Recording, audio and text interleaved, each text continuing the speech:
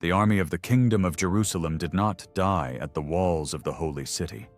It died before it reached water.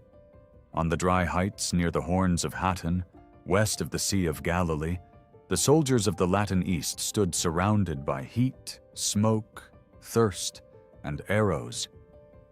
They carried the most sacred relic they possessed, the true cross, into battle.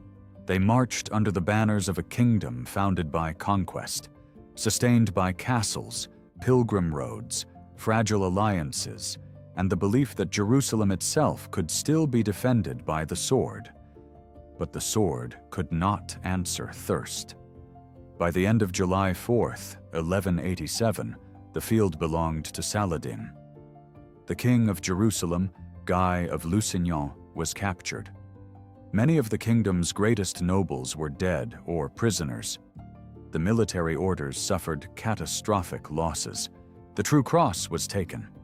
The army that had protected the Latin Kingdom of Jerusalem was no longer an army. Within months, Jerusalem would surrender. The Battle of Hattin did not erase every Crusader stronghold in the east. Tyre survived. Tripoli and Antioch remained. The Latin presence in the Levant did not vanish in a single afternoon. But the kingdom centered on Jerusalem was broken in a way it would never fully recover. Its field army was destroyed. Its sacred symbol was lost. Its castles and cities were left exposed.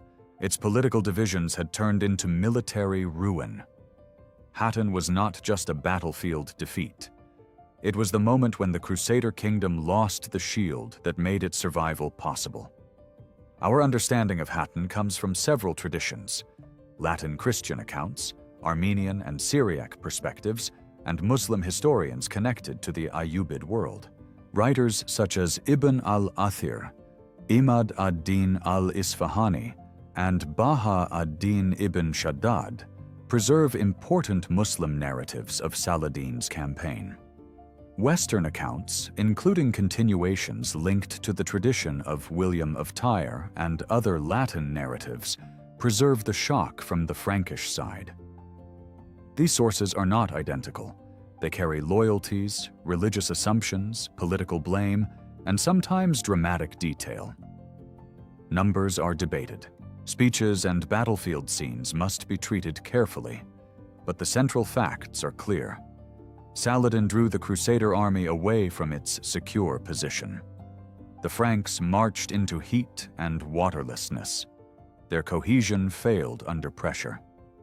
And at Hattin, the military power of the Kingdom of Jerusalem was shattered. To understand why this defeat mattered so deeply, we have to understand the world that produced it. The Latin Kingdom of Jerusalem was born from the First Crusade. In 1099, after years of marching, siege, hunger, and violence, Crusader forces captured Jerusalem and established a Latin Christian state in the heart of the Eastern Mediterranean. For nearly a century, that kingdom survived in a region where it was almost always outnumbered. Its strength depended on castles, fortified cities, control of key roads, maritime support from Italian cities, alliances with local Christian communities, military orders such as the Templars and Hospitallers, and constant negotiation with Muslim powers that were often divided against each other. The kingdom was never as simple as a map made it appear. It was a narrow political organism stretched along the coast and inland routes, dependent on strong leadership and careful strategy. Its cities could be wealthy. Its knights could be formidable. Its castles could dominate roads and valleys. But its manpower was limited. Every major field army represented a large portion of its fighting strength. If that army was lost, the kingdom could not simply replace it. That is why Hattin was so dangerous. A defeat in Europe might ruin a campaign. A defeat in the Crusader East could expose an entire state. For decades, the Latin states had benefited from divisions among their Muslim neighbors. Damascus, Aleppo, Mosul, Egypt, and other centers of power did not always act together. Rival dynasties and local rulers competed for survival. The Crusader states could exploit those divisions through truces, alliances, raids, and diplomacy. Saladin changed that balance. Born Yusuf ibn Ayyub, Saladin rose through the military and political world of the Near East and became the founder of the Ayyubid dynasty. He gained control of Egypt, then extended his authority into Syria and northern Mesopotamia. His rise was not effortless.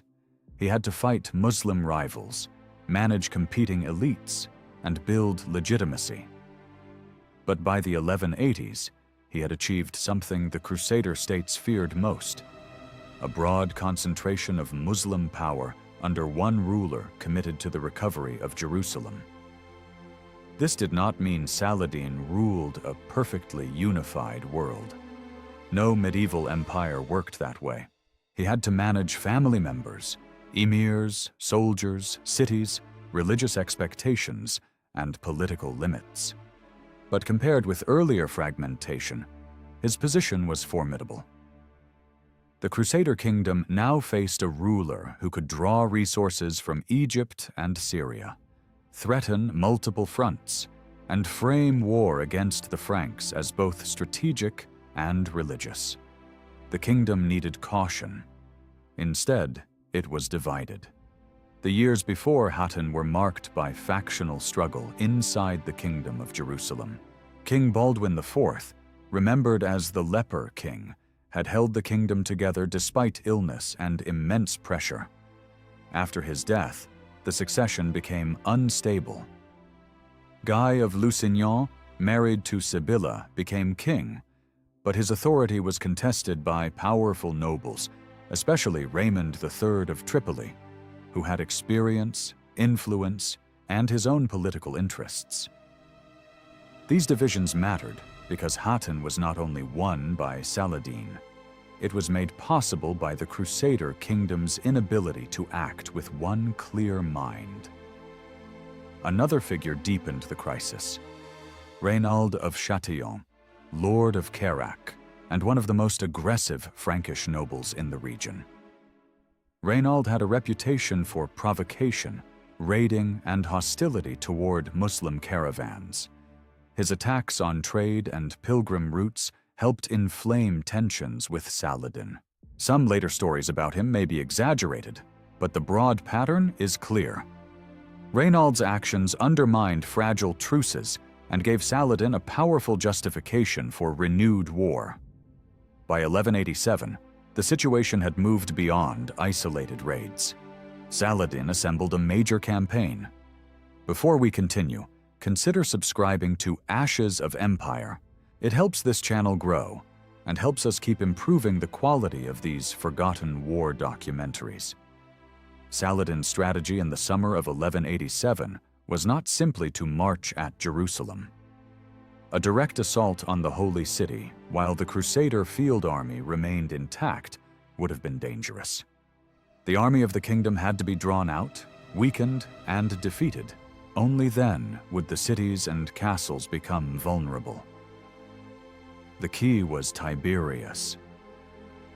The city sat near the Sea of Galilee and was connected to Raymond of Tripoli's family through his wife, Esheva, who was inside the fortress. Saladin attacked the area, placing pressure on a location with emotional and strategic importance. The move forced the Crusader leadership to decide whether to march from their secure position at Safaria, where they had water, toward Tiberias through harsh summer conditions. This was the central decision of the campaign. At Safaria, the Crusader army was concentrated and supplied. It had access to water. It was in a position where Saladin would have difficulty forcing a decisive battle on favorable terms. Raymond of Tripoli, despite his own connection to Tiberias, reportedly advised against marching. According to the sources, he argued that the army should not abandon water and move across dry ground in the heat. If Tiberias fell, that would be painful, but the kingdom's field army would survive. If the army was destroyed, everything would be at risk. This was not cowardice. It was strategic clarity. A medieval kingdom could lose a town and recover. It could not easily recover from the loss of its entire military class, but the pressure to act was enormous. Honor, politics, fear of appearing weak, and suspicion among the nobles all weighed on Guy of Lusignan. Gerard de Riedfort, master of the Templars, was among those who pushed for a more aggressive stance. To remain at Sapphiraya while Tiberius was under attack could be interpreted as betrayal, hesitation, or failure of kingship. Guy chose to march. The army moved out toward Tiberius on July 3rd. This march was the beginning of the end. The distance was not impossible under normal conditions. But the conditions were not normal. It was high summer. Water was limited. The army included knights, infantry, archers, baggage, animals, and the sacred relic of the true cross. Saladin's forces did not need to stop the Crusaders immediately. They needed to harass them, slow them, deny them rest, and keep them away from water. Ayyubid horse archers attacked the column as it moved. They struck from a distance, withdrew, and returned. The Franks were not helpless against this kind of warfare. Crusader armies had experience fighting mounted archers. Their knights could be devastating if they charged at the right moment, and their infantry could protect the cavalry when properly coordinated. But heat and thirst changed the equation. Armor became a burden. Dust filled the air. Horses weakened. Men who might have stood firm in the morning lost strength hour by hour. Every delay mattered. Every pause gave Saladin more control. The Crusader army was being pulled into a battlefield where its greatest asset, the heavy cavalry charge, would become harder to use. The goal was water. The Crusaders needed to reach the springs near Hattin or push through toward the Sea of Galilee. Saladin's men blocked, harassed, and maneuvered around them. As the day wore on, the Frankish army failed to reach the water it needed. It halted for the night on dry ground near the village of Hattin, within sight of the hills known as the Horns of Hattin. This was the scale of the disaster before the final battle even began. A kingdom's army was trapped in summer heat, surrounded by enemies, separated from water, and exhausted before the decisive fighting. The night must have been brutal. The soldiers could see or sense the land that might save them, but they could not reach it safely. Horses needed water. Infantry needed water. Commanders needed order. Instead, they had darkness, thirst, and the knowledge that Saladin's army waited around them. Some accounts describe Saladin's forces setting fires in the dry grass and brush, sending smoke across the Crusader positions. The exact details may be shaped by memory, but the tactical logic is clear. Smoke, heat, and thirst worked together. Even before swords met, the Frankish army was being weakened physically and psychologically. On July 4th, the final battle began. The Crusaders tried to break toward water. Their formation was under constant pressure. The infantry and cavalry needed to support each other, but the strain of movement, missile fire, and thirst made coordination increasingly difficult. A Crusader army at its best depended on careful cooperation, infantry holding ground, crossbowmen and archers offering protection, knights delivering powerful charges at decisive moments. At Hattin, Saladin's tactics pulled that cooperation apart. The Ayyubid forces attacked from multiple directions. Mounted archers continued their harassment.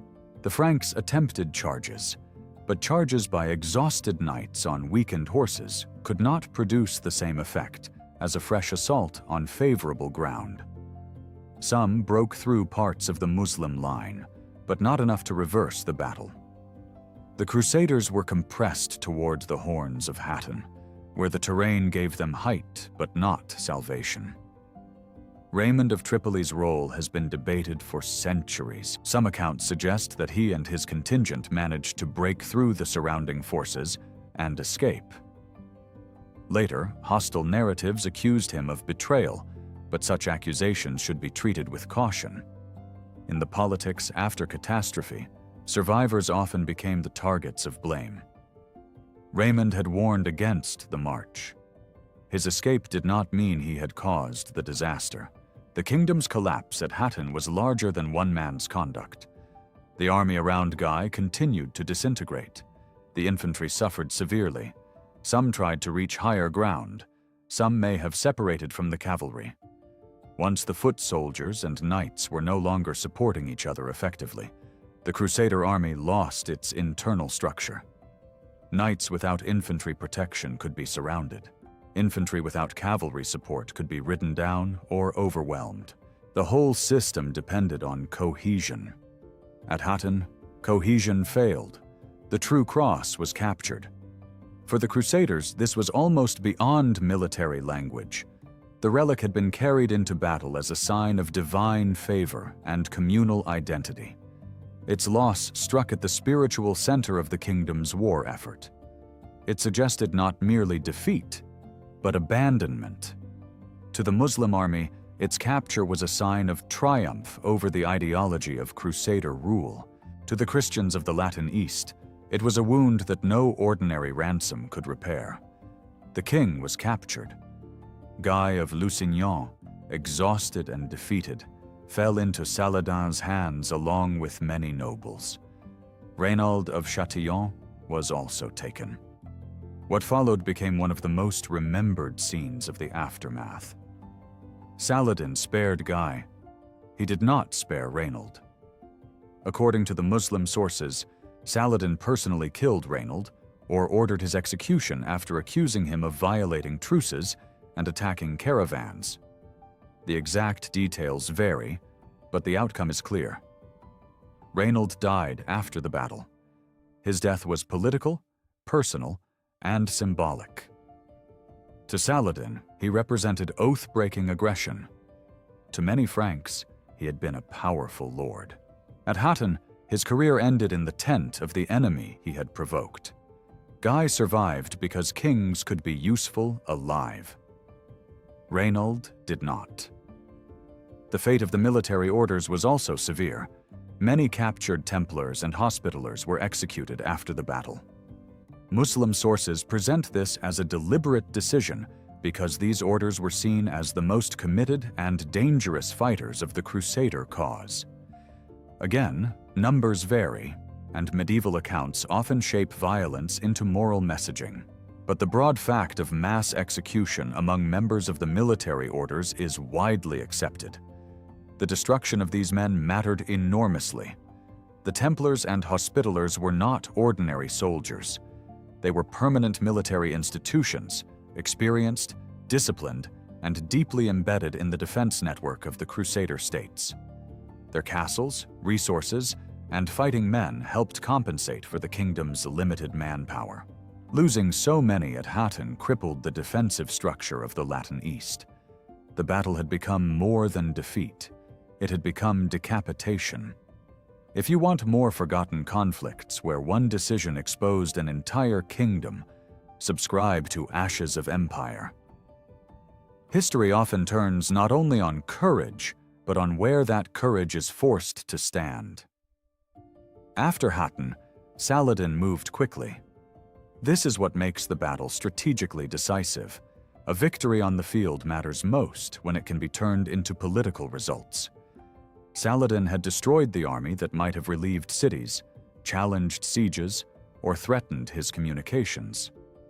Now the kingdom's fortresses and towns faced him without the protection of a major field force. One by one, Crusader positions began to fall. Acre surrendered. Other cities and castles followed. Some resisted, some negotiated. Some were too weak or isolated to hold out for long. The speed of Saladin's advance shows how dependent the kingdom had been on the army lost at Hattin. Stone walls were strong, but walls needed men, morale, supplies, and the hope of relief.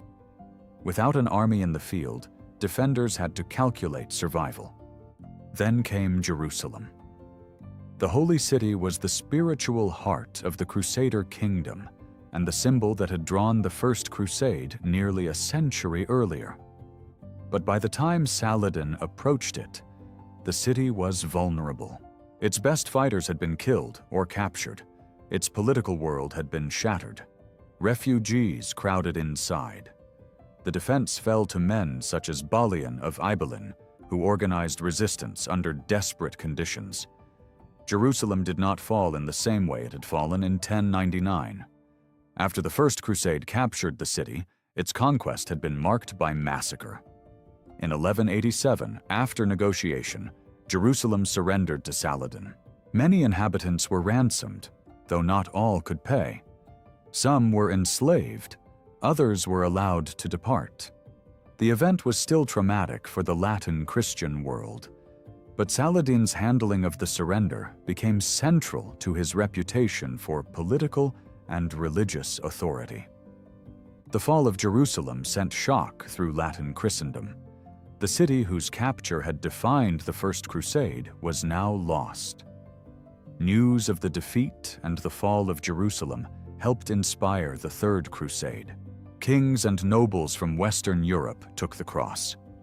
Richard the Lionheart of England, Philip II of France, and Frederick Barbarossa of the German Empire became associated with the response, though their campaigns unfolded with different fortunes.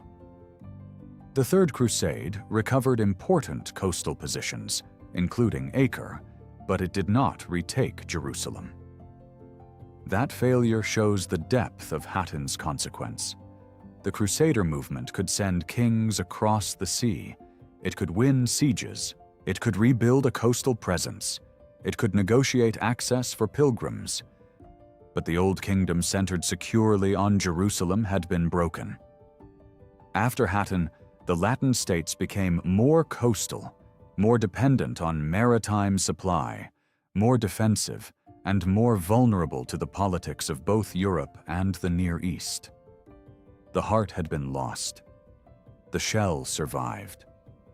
This is why Hattin deserves to be remembered not simply as Saladin's greatest victory, but as the defeat that broke the Crusader kingdom. It destroyed the military force that allowed the kingdom to exist inland. It removed experienced nobles and military order fighters. It captured the true cross. It opened the road to Jerusalem. It transformed the Latin East from a kingdom with a sacred capital into a set of threatened coastal enclaves and contested fortresses. But the battle should not be reduced to a simple story of wisdom against stupidity. Guy of Lusignan made the decision to march, and that decision was disastrous. Yet he was acting under political pressure, religious expectation, and the burden of kingship in a divided realm. Raymond's caution was strategically sound, but his earlier tensions with Guy made the council's decisions harder.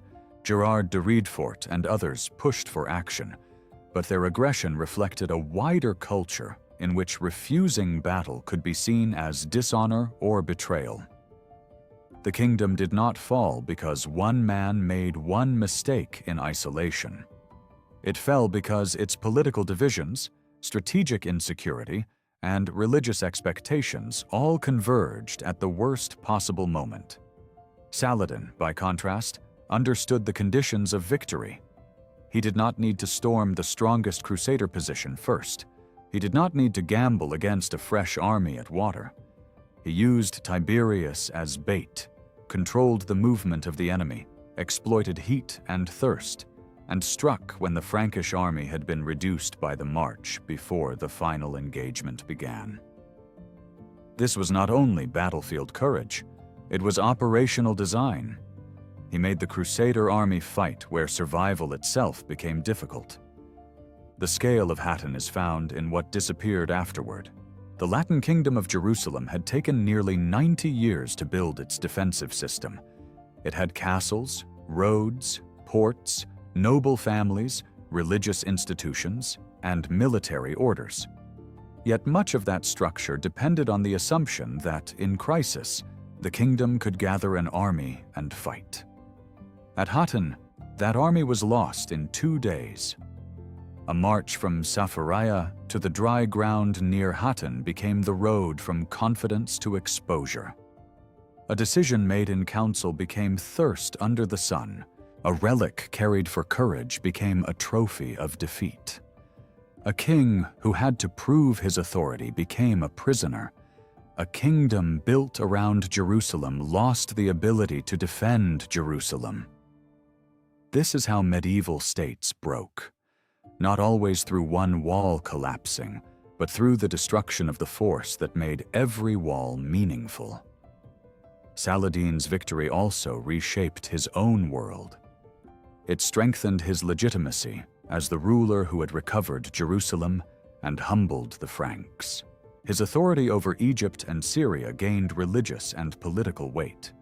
The capture of Jerusalem gave his dynasty a prestige that no ordinary campaign could match.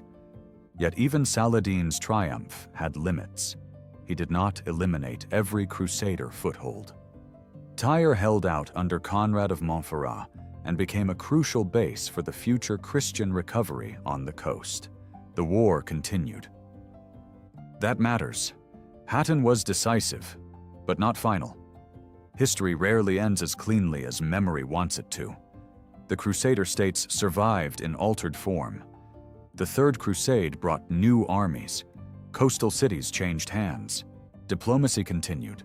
Trade continued. Pilgrimage continued under negotiated conditions.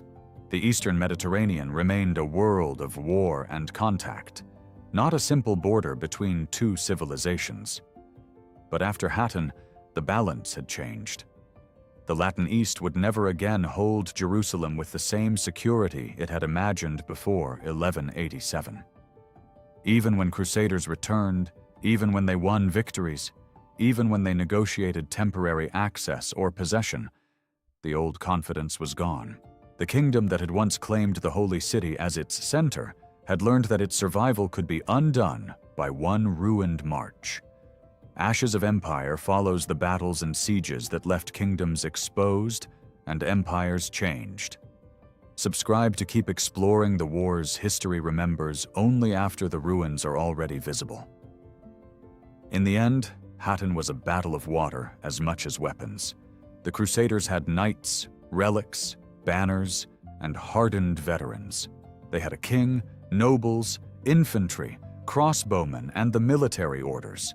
They had courage. Many fought until they could fight no more, but courage cannot drink dust. Saladin's army turned geography into pressure. Heat became an ally. Thirst became a weapon. The road to Tiberias became a trap.